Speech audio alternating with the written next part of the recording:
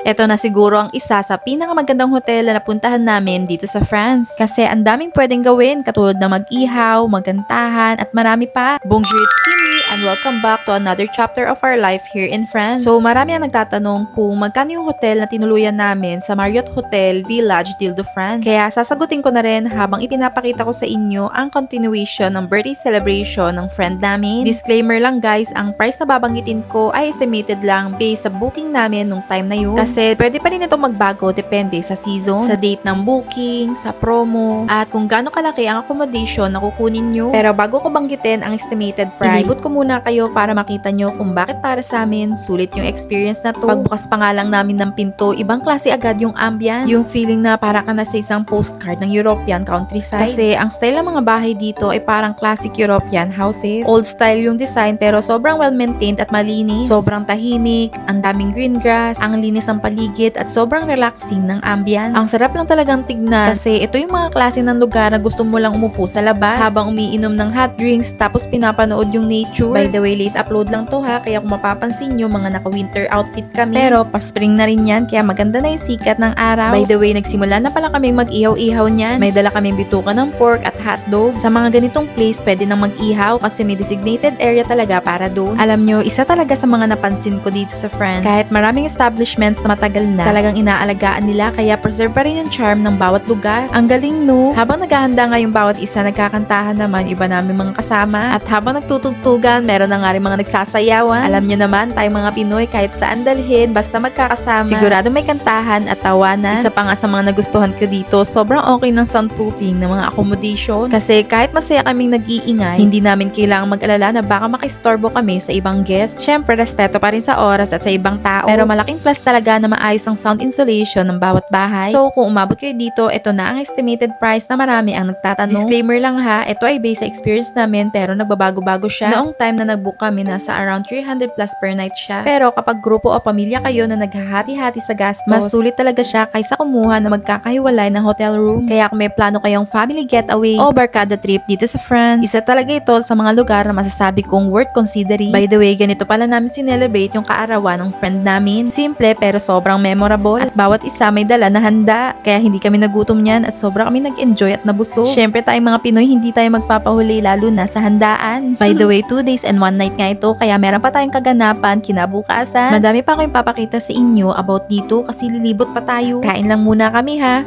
So yun lang, thank you for spending another day with us. Abiento! Bye! Sigaw po ba natin yun? Happy birthday to you. Happy birthday to you. Get out!